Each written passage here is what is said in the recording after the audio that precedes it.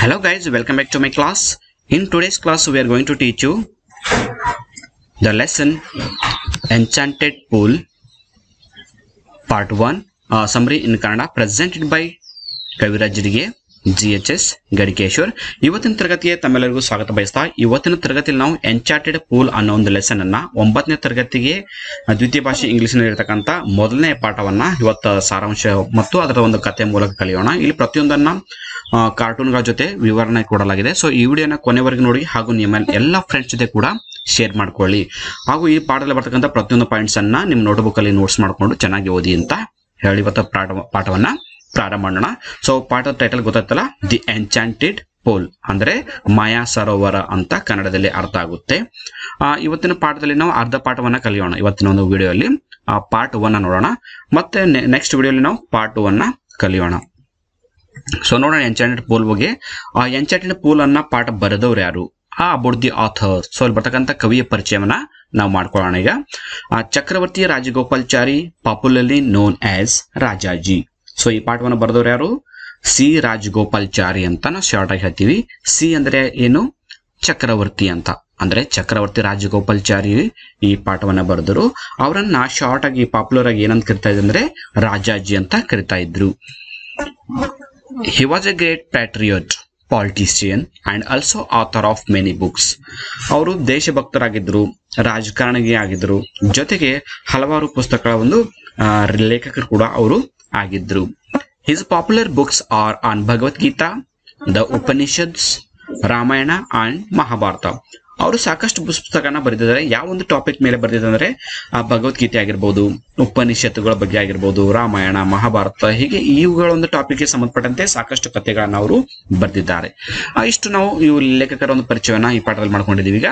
ಈಗ ಪಾಠಕ್ಕೆ ಸಂಬಂಧಪಟ್ಟಂತೆ ಇಂಟ್ರಡಕ್ಷನ್ ಅನ್ನ ನೋಡೋಣ. ಇಂಟ್ರಡಕ್ಷನ್ ಅಂದ್ರೆ ಈ ಪಾಠ ಎದ್ರ ಬಗ್ಗೆ ಅದೇ, what is the lesson is about ಅಂತ. ಸೊ ಪಾಠ ಎದ್ರ ಬಗ್ಗೆ ಇದೆ ಅನ್ನೋದ ಶಾರ್ಟ್ ಆಗಿ ನೋಡೋಣ ಅಂತ. In the Mahabharata, the Pandavas lost everything in the game of dice to the Kauravas and had to live in the forest for 12 years. ಮಹಾಭಾರತದ ಬರ್ತಕ್ಕಂಥ ಒಂದು ಸಣ್ಣವಾದ ಕತೆ.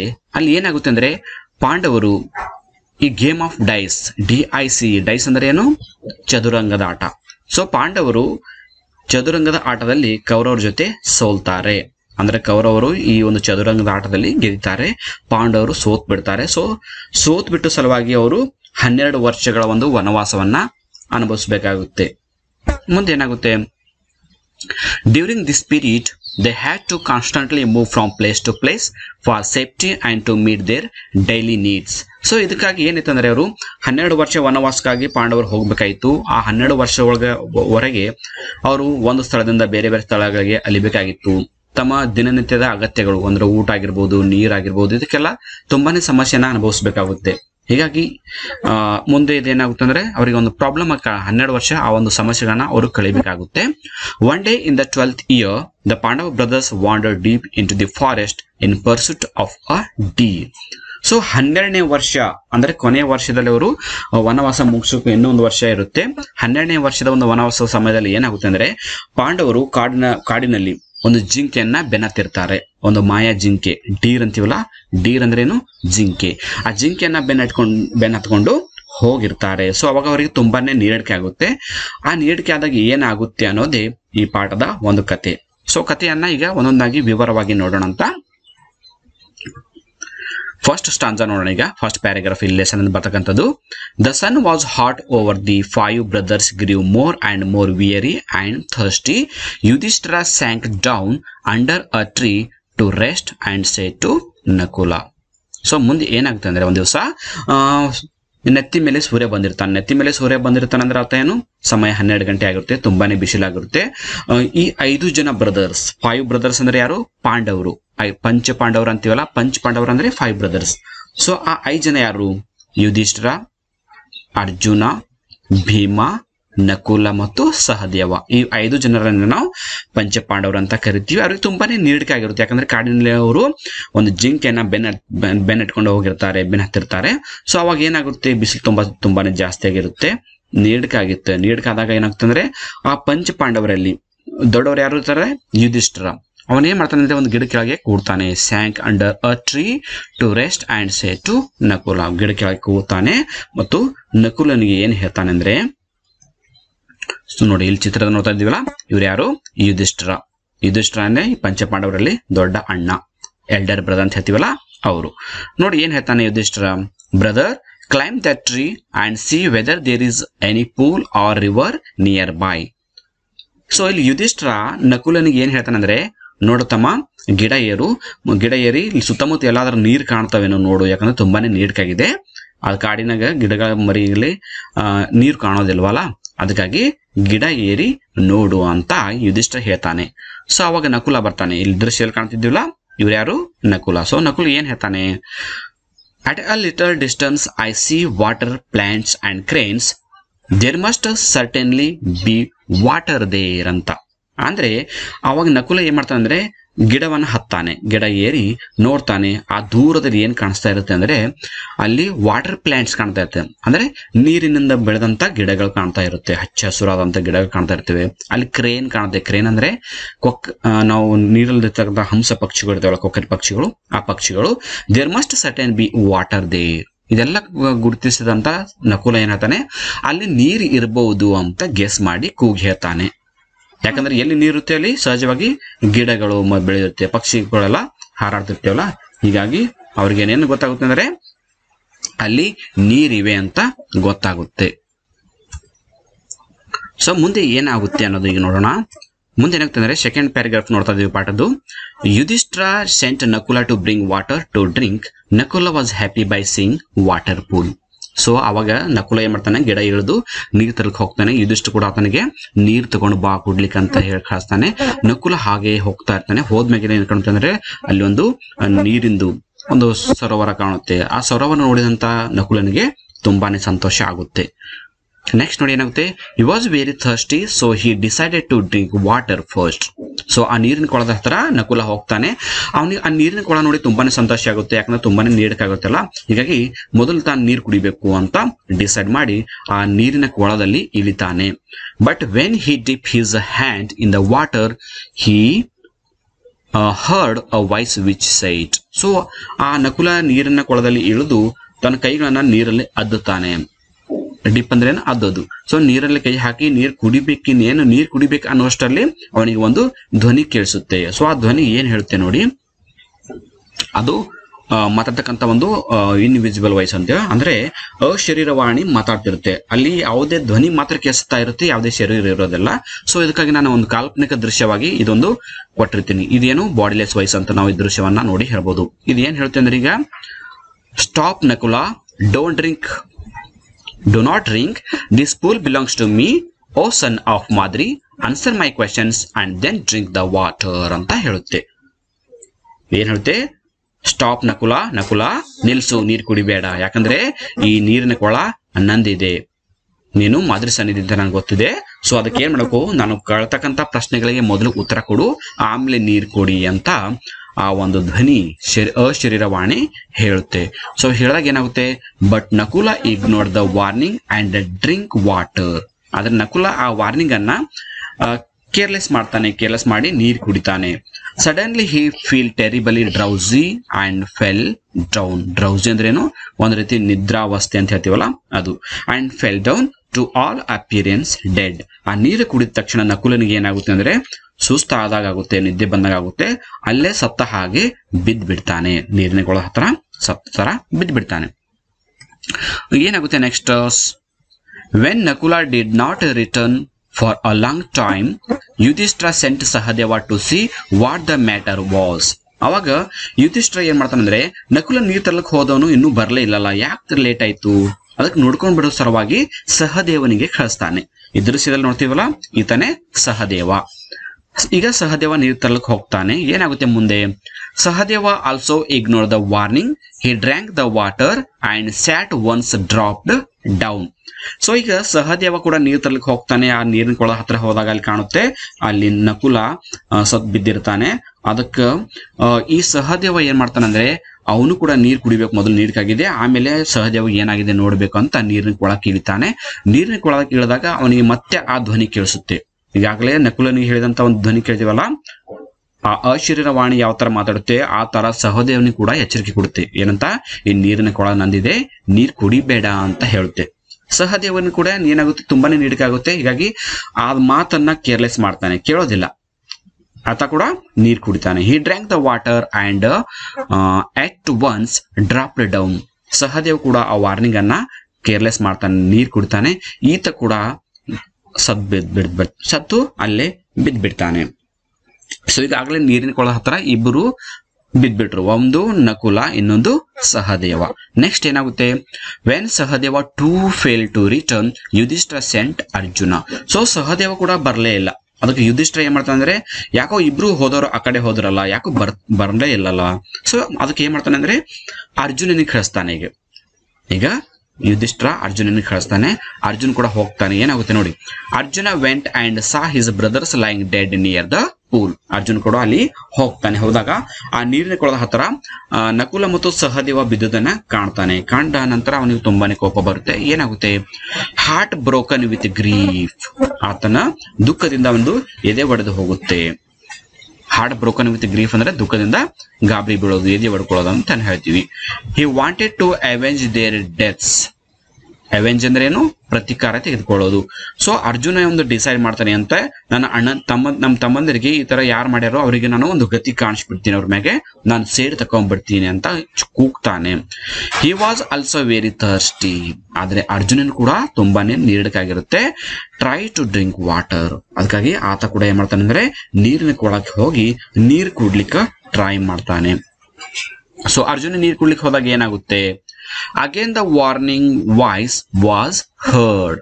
ಅರ್ಜುನನು ಕೂಡ ಆ ಒಂದು ಧ್ವನಿ ಕೇಳಿಸುತ್ತೆ, ಅಶರೀರವಾಣಿ ಮತ್ತೆ ಎಚ್ಚರಿಕೆ ಕೊಡುತ್ತೆ. ಏನಂತ ಎಚ್ಚರಿಕೆ ಕೊಡುತ್ತೆ ನೋಡಿ, answer my questions before you drink the water. This pool is mine. If you disobey me you will follow your brothers ಅಂತ ಒಂದು ಎಚ್ಚರಿಕೆ ಕೊಡುತ್ತೆ. ಅಂದ್ರೆ ಏನ್ ಹೇಳುತ್ತೆ, ನೋಡು ನೀನು ನೀರ್ ಕುಡಿಬೇಡ, ನನ್ನ ಪ್ರಶ್ನೆಗಳಿಗೆ ಮೊದಲು ಉತ್ತರ ಕೊಡು, ಆಮೇಲೆ ನೀರು ಕುಡಿ, ಯಾಕಂದ್ರೆ ಇದು ನೀರಿನ ಕೊಳ ನಂದಿದೆ. ಒಂದ್ ವೇಳೆ ನೀನು ನನ್ನ ಮಾತನ್ನ ಕೇಳಿಲ್ಲ ಅಂದ್ರೆ ನಿಮ್ಮ ತಮ್ಮದರಿಗೆ ಆದ ಗತಿ ನಿನಗೂ ಕೂಡ ಆಗುತ್ತೆ ಅಂತ ಅದು ಎಚ್ಚರಿಕೆ ಕೊಡುತ್ತೆ. ಸೊ ಎಚ್ಚರಿಕೆ ಕೊಟ್ಟಾಗ ಏನಾಗುತ್ತೆ, ಅರ್ಜುನ ಬಿಕೇಮ್ ವೆರಿ ಆಂಗ್ರಿ. ಹಿ ಕ್ರೈಡ್. ಅರ್ಜುನನಿಗೆ ತುಂಬಾನೇ ಕೋಪ ಬರುತ್ತೆ. ಯಾಕಂದ್ರೆ ತಮ್ಮ ತಮ್ಮದರಿಗೆ ಬೇರೆ ಈ ತರ ಆಗಿತ್ತು, ನೀಡಿಕೆ ಬೇರೆ ಆಗಿತ್ತು. ಹೀಗಾಗಿ ತುಂಬಾನೇ ಕೋಪ ಬರ್ತದೆ. ಕೋಪ ಬಂದು ಕೂಗ್ತಾನೆ. ಏನಂತ ಕೂಗ್ತಾನೆ, ಇಲ್ಲಿ ದೃಶ್ಯ ಕಾಣ್ತೀವಲ್ಲ, ಈತಾನೆ ಅರ್ಜುನ್. ಆತ ಏನ್ ಹೇಳ್ತಾನೆ ನೋಡಿ, Arjun, who are you, come and stand up to me and I will kill you. ನೀನ್ ಯಾರಿದ್ಯಾ, ನನ್ನ ಹತ್ರ ಬಂದು ನಿಲ್ಕೋ, ನಾನು ನಿನ್ನಂದನ ಕೊಂದ್ ಹಾಕ್ತೀನಿ ಅಂತ ಕೂಗ್ತಾನೆ. ಸೊ ಅರ್ಜುನ್ ಏನಂತ ಕೂಗ್ತಾನೆ ಅಂದ್ರೆ, the invisible being laughed in scorn and said. Arjuna ಕೂಗೋದನ್ನ ನೋಡಿದಂತ ಆ ಇನ್ವಿಸಿಬಲ್ ವಾಯ್ಸ್ ಅಂದ್ರೆ ಅಶರೀರವಾಣಿ ಏನ್ ಮಾಡುತ್ತೆ ಅಂದ್ರೆ ನಗುತ್ತೆ. ಅರ್ಜುನ ನೋಡಿ ನಗುತ್ತೆ, ಅವನನ್ನ ಸ್ಕೋರ್ ಮಾಡುತ್ತೆ ಅಂದ್ರೆ ಇನ್ಸಲ್ಟ್ ಮಾಡುತ್ತೆ, ಅಪಹಾಸ್ಯ ಮಾಡುತ್ತೆ. ಅಪಹಾಸ್ಯ ಮಾಡಿ ಏನ್ ಹೇಳ್ತಾ ಅಂದ್ರೆ ಅಶರೀರವಾಣಿ, your arrows cannot touch me ಅಂತ ಹೇಳುತ್ತೆ. ಅಂದ್ರೆ ಅರ್ಜುನ ಏನ್ ಮಾಡ್ತಾನೆ ಅಂದ್ರೆ ಆ ಅಶರೀರವಾಣಿಯನ್ನ ಬಾಣ್ ಹೊಡೆದು ಕೊಂದ್ಬೇಕಂತ ಟ್ರೈ ಮಾಡ್ತಾನೆ. ಆದ್ರೆ ಅವಾಗ ಅದು ಇನ್ವಿಸಿಬಲ್ ವಾಯ್ಸ್ ಏನಿರುತ್ತೆ ಅಲ್ಲ, ಅದು ನಗುತ್ತೆ. ಏನಂತ, ನಿನ್ನ ಬಾಣಗಳು ನನಗೆ ಟಚ್ ಮಾಡೋದಿಲ್ಲ ಅಂತ ಕೂಗುತ್ತೆ. ಯಾಕಂದ್ರೆ ಆ ಅಶರೀರವಾಣಿಗೆ ಶರೀರ ಇರೋದಿಲ್ಲ, ಬಾಡಿ ಇರೋದಿಲ್ಲ, ಓನ್ಲಿ ವಾಯ್ಸ್ ಇರುತ್ತೆ. ಅದು ಬಾಡಿಲೆಸ್ ವಾಯ್ಸ್ ಅಂತಾನೆ ಹೇಳ್ತೀವಿ ನಾವು. ಬಾಡಿಲೆಸ್ ವಾಯ್ಸ್ ಅಂದ್ರೇನು, ಶರೀರ ಇರೋದಿಲ್ಲ, ಬರೀ ಧ್ವನಿ ಇರುತ್ತೆ. ಸೊ ಅದು ನಗುತ್ತೆ. ನಕ್ ಏನ್ ಹೇಳುತ್ತೆ, your arrows cannot touch me ಅಂತ. So your arrows cannot touch me ಅಂತ ಹೇಳಿದವರು ಯಾರು, ಇನ್ವಿಸಿಬಲ್ ವಾಯ್ಸ್ ಅಂತಾನೆ ಹೇಳ್ತೀವಿ. Arjuna wanted to destroy this unseen foe ಅಂದ್ರೇನು, ವೈರಿ. ಅರ್ಜುನ ಏನ್ ಮಾಡ್ತಾನೆ ಅಂದ್ರೆ ಆ ಕಾಣದಂತ ವೈರಿಯನ್ನ ಕೊಂದ್ ಹಾಕ್ಬೇಕು ಅಂತ, ಅವನಿಗೆ ಅದಕ್ಕೆ ಹಾಳು ಮಾಡ್ಬೇಕು, ಅದನ್ನ ಕೊಂದ್ ಹಾಕ್ಬೇಕು ಅಂತ ತುಂಬಾನೇ ಕೋಪ ಬರುತ್ತೆ. ಸೊ ನೆಕ್ಸ್ಟ್ ಏನಾಗುತ್ತೆ, Arjuna wanted to destroy this unseen foe but first he had to quench his terrible thirst. ಆದ್ರೆ ಅರ್ಜುನ ಕೂಡ ತುಂಬಾನೇ ನೀರ್ಕಾಗಿರುತ್ತೆ. ಮೊದಲು ನೀರ್ ಕುಡಿಯೋಣ, ಆಮೇಲೆ ಅದಕ್ಕೆ ನಾವು ಏನಾದ್ರೂ ಮಾಡೋಣ ಅಂತ ಅರ್ಜುನ ಡಿಸೈಡ್ ಮಾಡಿ ಏನ್ ಮಾಡ್ತಾನೆ, ನೀರ್ ಕುಡ್ಲಿಕ್ಕೆ ಹೋಗ್ತಾನೆ. So he drank the water and also fell down dead. ಈತ ಕೂಡ ಅದರ ಎಚ್ಚರಿಕೆಯನ್ನ ಕೇರ್ಲೆಸ್ ಮಾಡಿ ನೀರ್ ಕುಡಿತಾ ಹೋಗ್ತಾನೆ. ಅರ್ಜುನ್ ಕೂಡ ಸತ್ತ ಹಾಗೆ ಬಿದ್ಬಿಡ್ತಾನೆ. ಈಗ ಆ ನೀರಿನ ಕೊಳದ ಹತ್ರ 3 ಬಾಡಿಗಳು ಬಿದ್ದು, ಒಂದು ಫಸ್ಟ್ ಇಂದು ನಕುಲಂದು, ಎರಡನೇದು ಸಹದೇವಂದು, ಮೂರನೇದು ಅರ್ಜುನಂದು. ಸೊ ಅರ್ಜುನ ಬರ್ಲಿಲ್ಲ, ನಕುಲ ಬರ್ಲಿಲ್ಲ, ಸಹದೇವ್ ಬರ್ಲಿಲ್ಲ, 3 ಜನ ನೀರ್ ತಲಕ್ ಹೋದವರು ಬರ್ಲೇ ಇಲ್ಲ. ಯುಧಿಷ್ಠಿರನಿಗೆ ತುಂಬಾನೇ ಚಿಂತೆ ಆಗುತ್ತೆ. ಸೊ ನೆಕ್ಸ್ಟ್ ಏನಾಗುತ್ತೆ, after few minutes Yudhishthira called him Bhima and said. ನಾವೀಗ 5ನೇ ಪ್ಯಾರಾಗ್ರಾಫ್ ಅನ್ನ ಕಲಿತಾ ಇದ್ದೀವಿ. 5ನೇ ಪ್ಯಾರಾಗ್ರಾಫ್ ಅಲ್ಲಿ ಏನಿದೆ ಅಂದ್ರೆ ಯುಧಿಷ್ಠಿರ ಏನ್ ಮಾಡ್ತಾನೆ, ಸ್ವಲ್ಪ ಹೊತ್ತು ಕಾಯ್ದು ಆ ನಂತರ ಭೀಮನಿಗೆ ಕರಿತಾನೆ. ಭೀಮನಿಗೆ ಕರೆದು ಏನ್ ಹೇಳ್ತಾನೆ ಅಂದ್ರೆ, dear brother, your Arjuna the great hero hasn't return. ತಮ್ಮ ಅರ್ಜುನ ರೇ ಅಂತ ಒಂದು ದೊಡ್ಡ ಹೀರೋ ಇದ್ದಂಗಿದ್ದಾನೆ, ಆತ ಕೂಡ ಬರಲೇ ಇಲ್ಲ. Something terrible must have happen to our brothers. ನಮ್ಮ ತಮ್ಮದರಿಗೆ ಏನೋ ಒಂದು ತೊಂದರೆ ಆಗಿರಬಹುದು. Please find them quickly. ಅದಕ್ಕಾಗಿ ಅದು ಏನಾಗಿದೆ ನೋಡ್ಕೊಂಡು ಬಾ ಅಂತ ಈಗ ಭೀಮನಿಗೆ ಕಳಿಸ್ತಾನೆ. ಸೊ ಈಗ ಹೋಗ್ಬೇಕಾದವ್ರು ಯಾರಂದ್ರೆ ಭೀಮಾ ಹೋಗ್ಬೇಕು. ಸೊ ಏನಾಗುತ್ತೆ, Bhima went without any thinking like Arjuna. Bhima also did not heed the warning and drank the water, and instantly he also fell dead among his brothers. So ಈ ಭೀಮಾ ಕೂಡ ಹೋಗ್ತಾನೆ. ಭೀಮಾ ಕೂಡ ಏನ್ ಮಾಡ್ತಾನೆ ಅಂದ್ರೆ ಅಲ್ಲಿ ಹೋದ್ಮೇಲೆ ಅವ್ರು ತಮ್ಮ ಬ್ರದರ್ಸ್ ಎಲ್ಲ ಬಿದ್ದಿದೆ ನೋಡಿ ತುಂಬಾನೇ ಕೋಪ ಬರುತ್ತೆ. ಬಟ್ ಏನಾಗುತ್ತೆ ಅಂದ್ರೆ ನೀರ್ಕೆ ಆಗುತ್ತೆ ತುಂಬಾನೇ.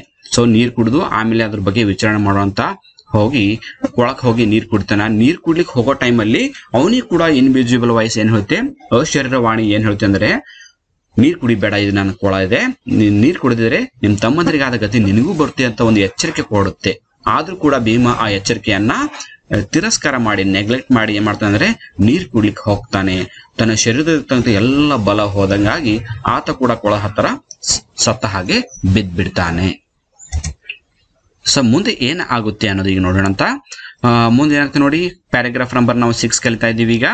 Yudhishthira worried because his brothers had not returned, so he went to see what is the matter.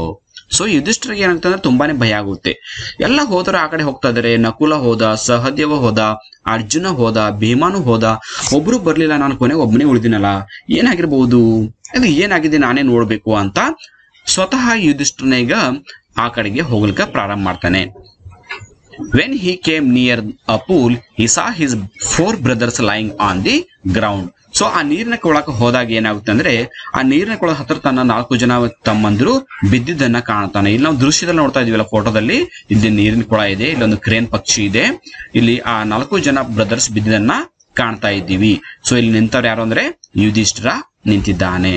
ಮುಂದೆ ಏನಾಗುತ್ತೆ, ಹಿ ವಾಸ್ ಶಾಕ್ಡ್. ತಮ್ಮ ತಮ್ಮಂದ್ರಿಗಾದಂತ ಈ ಗತಿಯನ್ನ ಕಂಡು ಯುಧಿಷ್ಠಿರನಿಗೆ ತುಂಬಾನೇ ಶಾಕ್ ಆಗುತ್ತೆ. ಸೊ ಶಾಕ್ ಆದ ನಂತರ ಏನಾಗುತ್ತೆ, he get into the pool to quench his thirst. So ಆತನಿಗೆ ಕೂಡ ತುಂಬಾನೇ ನೀಡಕಾಗಿರುತ್ತೆ. ಯುಧಿಷ್ಠಿರ ಕೂಡ ನೀರು ಕುಡಿಯೋ ಸಲುವಾಗಿ ನೀರಿನ ಕೊಳಕ್ಕೆ ಹೋಗ್ತಾನೆ. ಸೊ ಮುಂದೆ ಏನಾಗುತ್ತೆ, at once a voice without form warned him. ಆ ಯುಧಿಷ್ಠಿರ ನೀರು ಕುಡ್ಲಿಕ್ಕೆ ಹೋದಾಗ ಏನಾಗುತ್ತೆ ಅಂದ್ರೆ ಅಲ್ಲಿ ಮತ್ತೆ ಅಶರೀರವಾಣಿ ಬರುತ್ತೆ, ಅಂದ್ರೆ ಬಾಡಿಲೆಸ್ ವಾಯ್ಸ್ ಬರುತ್ತೆ. ಅದು ಬಂದು ಏನ್ ಹೇಳ್ತೀವಿ, ಯುಧಿಷ್ಠಿರನಿಗೆ ಮತ್ತೆ ಎಚ್ಚರಿಕೆ ಕೊಡುತ್ತೆ. ಏನಂತ ಕೊಡುತ್ತೆ, your brothers died because they did not heed my words. Do not follow them. Answer my questions first and then quench your thirst. This pool is mine. ಮತ್ತೆ ಅದೇ ಸೇಮ್ ಎಚ್ಚರಿಕೆ ಕೊಡುತ್ತೆ. ಏನಂತ ನೋಡು, ನೀನು ಇಲ್ಲಿ ನನ್ನ ಕೊಳದಂದು ನೀರ್ ಕುಡಿಬೇಡ. ಯಾಕೆ, ನನ್ನ ಪ್ರಶ್ನೆಗಳಿಗೆ ಉತ್ತರ ಕೊಟ್ರೆ ನೀರು ಕುಡಿಬಹುದು, ಆದ್ರೆ ನಿನ್ನ ತಮ್ಮಂದಿರು ಕೂಡ ಯಾರು ಕೂಡ ನನ್ನ ಮಾತು ಕೇಳಿಲ್ಲ, ನೀನು ಹಾಗೆ ಮಾಡಿದ್ರೆ ನಿನಗೂ ಕೂಡ ಅದೇ ಗತಿ ಬರುತ್ತೆ. ಯಾಕಂದ್ರೆ ದಿಸ್ ಪೂಲ್ ಇಸ್ ಮೈನ್ ಅಂತ ಹೇಳುತ್ತೆ. ಸೊ ಹೇಳಿದಾಗ ಏನಾಗುತ್ತೆ, Yudhishthira new that these words were of Yaksha and guessed what had happened to his brothers. So Yudhishthira ಏನ್ ಮಾಡ್ತಾನೆ ಅಂದ್ರೆ ಸ್ವಲ್ಪ ಹೊತ್ತು ಯೋಚನೆ ಮಾಡಿ ಇದು ಯಕ್ಷನೇ ಇರ್ಬಹುದೇನೋ, ಈ ಬಾಡಿಲೆಸ್ ವೈಸ್ ಏನಿದೆಯಲ್ಲ, ಈ ಅಶರೀರವಾಣಿ ಏನಿದೆಯಲ್ಲ, ಇದು ಯಕ್ಷನೇ ಇರಬಹುದು, ಇದೇ ಈ ತರ ಎಲ್ಲ ಮಾಡಿರ್ಬಹುದು ಅಂತ ಒಂದು ಗೆಸ್ ಮಾಡ್ತಾನೆ, ಊಹೆ ಮಾಡ್ತಾನೆ. ಈ ಸಮಸ್ಯೆಗೆಲ್ಲ ಕಾರಣ ಈತನೇ ಇರಬಹುದು ಅಂತ ಒಂದು ಗೆಸ್ ಅನ್ನ ಮಾಡ್ತಾನೆ. ಮಾಡಿ ಏನ್ ಹೇಳ್ತಾನೆ, he saw a possible way of redeeming the situation. Redeeming ಅಂದ್ರೆ ಏನು, ಹೊರಬರೋದು. ಈ ಸಮಸ್ಯೆಯಿಂದ ಹೇಗೆ ಹೊರಬರಬೇಕು ಅನ್ನೋ ಒಂದು ಸಾಧ್ಯತೆಗಳ ಬಗ್ಗೆ ಯೋಚನೆ ಮಾಡ್ತಾನೆ Yudhishthira. He say to the bodiless voice. ಆ ಬಾಡಿಲೆಸ್ ವಾಯ್ಸ್ ಇರುತ್ತಲ್ಲ, ಅಶರೀರವಾಣಿಗೆ ಹೇಳ್ತಾನೆ. ಏನ್ ಹೇಳ್ತಾನೆ, ಪ್ಲೀಸ್ ಆಸ್ಕ್ ಯುವರ್ ಕ್ವೆಶನ್ಸ್ ಅಂತ. ಸೊ ಯುಧಿಷ್ಠಿರ ನೀರು ಕುಡಿಯೋದನ್ನ ಸ್ಟಾಪ್ ಮಾಡ್ತಾನೆ. ಸ್ಟಾಪ್ ಮಾಡಿ ನಿನ್ನ ಪ್ರಶ್ನೆಗಳು ಕೇಳು, ನಾನು ಉತ್ತರ ಕೊಡ್ತೀನಿ ಅಂತ. ಯುಧಿಷ್ಠಿರ ಮಾತ್ರ ಪ್ರಶ್ನೆಗಳಿಗೆ ಉತ್ತರ ಕೊಡ್ಲಿಕ್ಕೆ ರೆಡಿ ಆಗ್ತಾನೆ. ಆತನ 4 ಬ್ರದರ್ಸ್ ಯಾರೊಬ್ರು ಕೂಡ ಪ್ರಶ್ನೆಗಳಿಗೆ ಉತ್ತರ ಕೊಡ್ಲಿಕ್ಕೆ ರೆಡಿ ಆಗಿರ್ಲಿಲ್ಲ, ಬಟ್ ಈತ ರೆಡಿ ಆಗ್ತಾನೆ. ಯಾಕಂದ್ರೆ ಈತನಿಗೆ ಗೊತ್ತಿತ್ತು ಇದು ಯಕ್ಷನೇ ಇರ್ತಾನೆ, ಆತನೇ ಈ ತರ ಎಲ್ಲ ಏನೋ ಮಾಡ್ತಿರ್ಬಹುದು ಅಂತ. The voice put questions rapidly one after another. ಆ ನಂತರ ಏನಾಗುತ್ತೆ ಆ ಬಾಡಿಲೆಸ್ ವಯಸ್ಸು ಒಂದಾಗ ಒಂದು ಪ್ರಶ್ನೆ ಕೇಳ್ತಾ ಹೋಗುತ್ತೆ. ಯುಧಿಷ್ಠಿರ ಕೂಡ ಆ ಪ್ರಶ್ನೆಗಳಿಗೆ ಉತ್ತರ ಕೊಡ್ತಾ ಹೋಗ್ತಾನೆ. ಸೊ ಇಲ್ಲಿ ಬಾಡಿಲೆಸ್ ವಯಸ್ಸು ಏನ್ ಪ್ರಶ್ನೆ ಕೇಳುತ್ತೆ ಮತ್ತೆ ಅದಕ್ಕೆ ಉತ್ತರ ಯುಧಿಷ್ಠಿರ ಯಾವ ತರ ಕೊಡ್ತಾನೆ ಅನ್ನೋದು ಮುಂದಿನ ಭಾಗದಲ್ಲಿ ನಾವು ನೋಡೋಣ. ಯಾಕಂದ್ರೆ ಒಂದೇ ವಿಡಿಯೋದಲ್ಲಿ ನಾವು ಇಡೀ ಪಾಠ ಕಲಿತಾಗ ಸಹಜವಾಗಿ ನೋಡೋಕೆ ಬೋರ್ ಆಗುತ್ತೆ. ಸೊ ಉಳಿದ ಪಾಠವನ್ನ ಪಾರ್ಟ್ 2 ಅಲ್ಲಿ ನೋಡೋಣ ಅಂತ. ಈ ವಿಡಿಯೋ ನಿಮಗೆ ಇಷ್ಟ ಆದರೆ ಲೈಕ್ ಮಾಡಿ, ಶೇರ್ ಮಾಡಿ ಮತ್ತು ಕಾಮೆಂಟ್ ಮಾಡಿ, ಹಾಗೂ ನಿಮ್ಮ ಎಲ್ಲ ಫ್ರೆಂಡ್ಸ್ ಜೊತೆ ಕೂಡ ಶೇರ್ ಮಾಡ್ಕೊಳ್ಳಿ. Thank you all for watching the video. If you like the video, subscribe to our channel to get more videos. Thank you all.